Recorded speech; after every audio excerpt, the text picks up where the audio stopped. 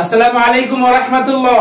ওয়া আলাইকুমুস সালাম ওয়া রাহমাতুল্লাহি ওয়া বারাকাতুহু। সবাই কেমন আছেন বলেন তো?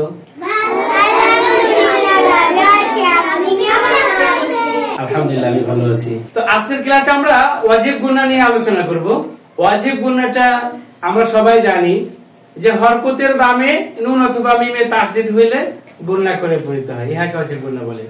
কিন্তু এখানে কিছু বোঝার বিষয় আছে যে হরকতের বামে নুন অথবা মিমে তাসদীদ হলে গুনাহ করে পড়তে হয়, কিন্তু সেই গুনাহটা কাকে করতে হয়, কোথায় করতে হয়, কিভাবে করতে হয়, এটা নিয়ে আরেকটু তোমাদের ক্লিয়ার করতে চাই। আর সেটা হচ্ছে, ভালো করে বুঝো, এই যে হরকতের বামে নুন অথবা মিমে তাসদীদ থাকিলে গুনাহ করে পড়তে হয়।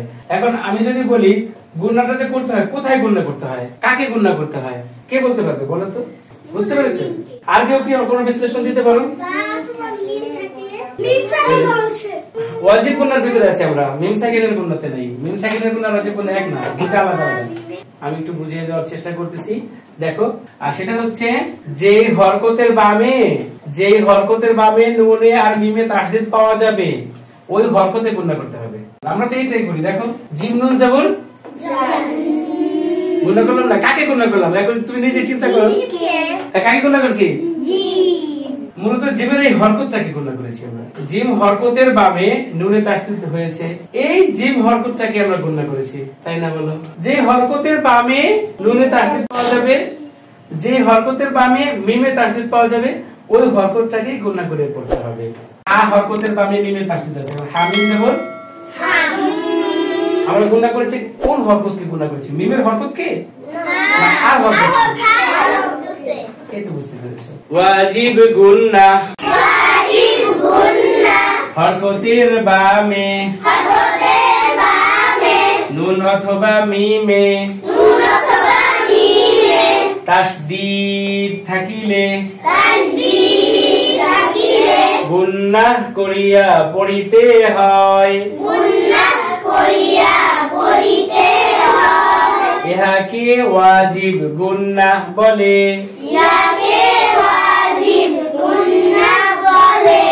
যেমন হামজা নুন জবর আন,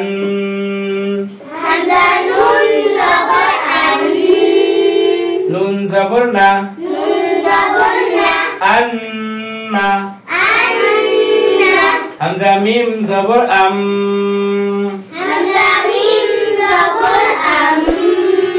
মিম জবর মা, আম্মা।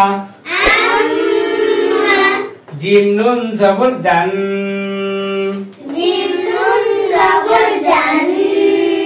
নুন জবর না,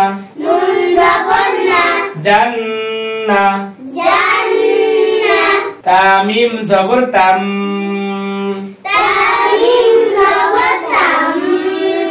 মিম জবর মা,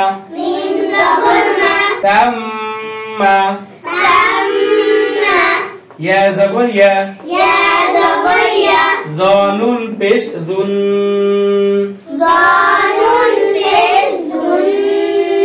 ইয়াদুন।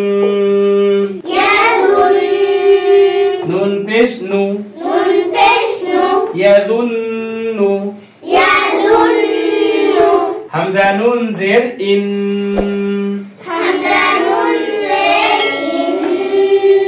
নুন লাম জবর নাল, ইন্নাল। জিম নুন জবর জান, নুন জবর না,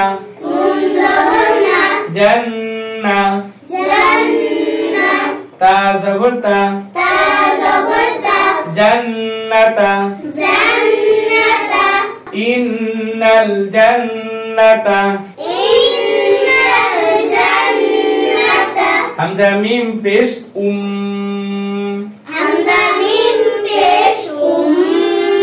মিম জের মি, উম্মি। কাফ জবর কা, উম্মিকা। হামজা নুন জবর আন,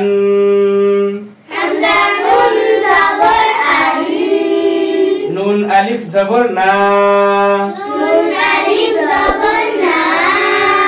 আন্না anna সিন পেশ সু sin pesu আন্নাসু annasu এই শব্দের ভিতরে কোথাও টান হয়েছে কোথায়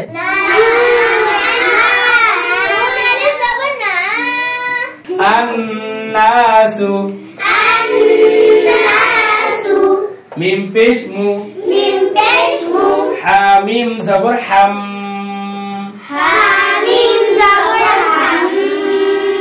মুহাম মিম জবর মা মুহাম্মা দাল দুই পেশ দুন মুহাম্মাদুন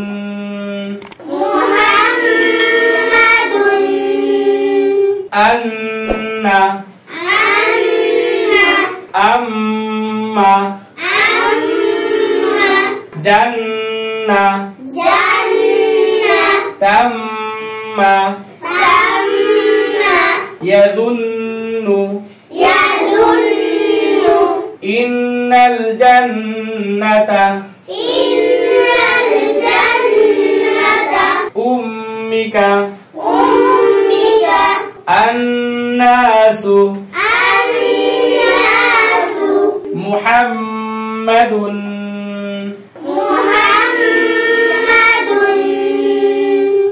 এভাবে করে কোরআন মাজিদের যেখানেই হরকতের বামে নুনে অথবা মিমে তাসদীদ পাওয়া যাবে সেখানেই কিন্তু খুঁজে খুঁজে বুঝে বুঝে ওয়াজিব গুণা করে তারপরে পড়বে। ঠিক আছে ইনশাআল্লাহ।